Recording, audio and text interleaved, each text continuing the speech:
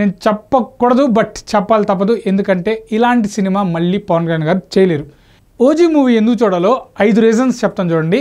ఇంతకీ ఓజీ మూవీకి ఇంత హైప్ రావడానికి కూడా ఈ 5 రీజన్సే కారణం. నేను చెప్పే ఈ రీజన్స్లో 4వ రీజన్ చాలా ఇంట్రెస్టింగ్ రీజన్. మీరందరూ దాన్ని ఖచ్చితంగా యాక్సెప్ట్ చేయకపోవచ్చు, ఎవరు యాక్సెప్ట్ చేసినా చేయకపోయినా నేను చెప్పే 4వ రీజన్ మట్టుకు 100% నిజం. సో ఇక ఎందుకు ఆలస్యం, స్టార్ట్ చేసేద్దాం వీడియో. సో ఫస్ట్ రీజన్ వచ్చేసి పవన్ కళ్యాణ్ గారు. సో పవన్ కళ్యాణ్ గారు ఇంతకుముందు కూడా మూవీస్ చేశారు కదా, దీంట్లో ఏంటంటే దీంట్లో ఉన్న ఆయన వింటేజ్ లుక్.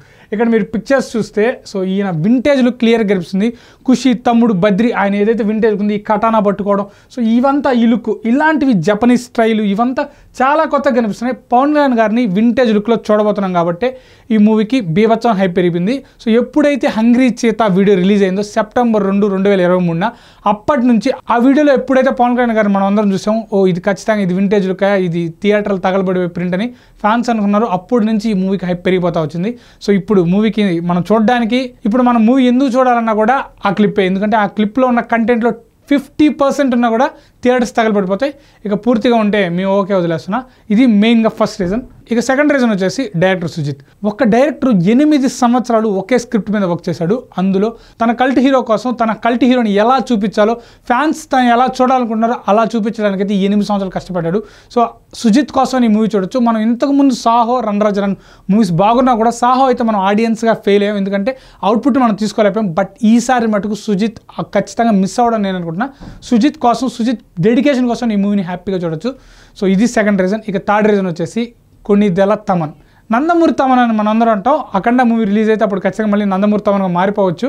బట్ ఇప్పుడైతే కొన్నిదెల తమన్ అయితే డ్యూటీ చేసేసాడు. అనిరుద్ధు, ఏఆర్ రెహమాన్ వీళ్ళు మనకు అవసరం లేదు, నేను చాలు ఈ మూవీకి, నేను సరైన బీజిఎం కొడతా అన్నాడు, సరిగ్గా కొట్టాడు. ఇప్పటికి కూడా హంగ్రీ చేత మ్యూజిక్ని చాలామంది కాలర్ ట్యూన్స్గా కూడా పెట్టుకుంటున్నారు.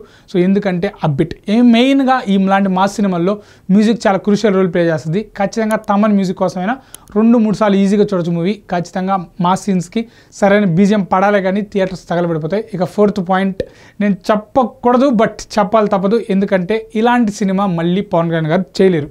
ఇప్పట్లో మేబీ ఫ్యూచర్లో చేస్తారేమో కానీ ఒక 5-10 ఇయర్స్ తర్వాత చేస్తారు, కానీ ఇప్పుడైతే చేసే సిచ్యువేషన్ లేదు. ఒకవేళ చేసినా అన్ని రీమేక్స్ ఉంటున్నాయి. ఒకవేళ హరిహర వీరమల్లు లాంటి స్ట్రైట్ ఫిల్మ్ చేసినా కూడా దాంట్లో VFX బాగాలేకపోవడం, డేట్స్ లేకపోవడం, ఇవన్నీ అంతా క్లమ్జీగా తీసేస్తున్నారు మూవీస్. సో ఖచ్చితంగా ఫ్యాన్స్ కోరుకునే అవుట్పుట్ అయితే ఇవ్వలేకున్నారు. బట్ వింటేజ్ పవన్ కళ్యాణ్ గారిని మనం అయితే హ్యాపీగా ఓజీ మూవీలో చూడొచ్చు. సో వింటేజ్ పవన్ కళ్యాణ్ గారి ఫ్యాన్స్ ఎవరున్నా కూడా ఈ మూవీని ఖచ్చితంగా మిస్ అవ్వరు, ఖచ్చితంగా 1-2 సార్లు చూస్తారు.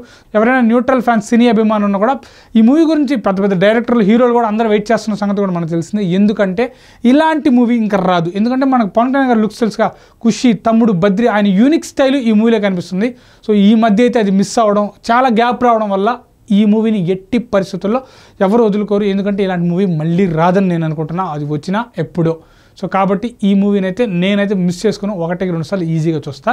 ఇక ఫైనల్ అండ్ ఫిఫ్త్ పాయింట్ వచ్చేసి OG movie casting. Pawan Kalyan గారితో పాటు ఇమ్రాన్ హష్మి, అలాగే ప్రకాష్ రాజ్, అర్జున్ దాస్ మెయిన్గా, అలాగే ప్రియాంక మోహన్ ఈ మూవీకి సెలెక్ట్ చేసినప్పుడు తన మీద చాలా పాజిటివ్ రెస్పాన్స్ ఉండేది సోషల్ మీడియాలో. కానీ ఈ మూవీకి సెలెక్ట్ అయిన తర్వాత తను చేసే యాక్టింగ్ స్కిల్స్ లేకపోవడం, తన ఎక్స్ప్రెషన్స్ బాగాలేవంటూ చాలా నెగిటివ్ వచ్చింది.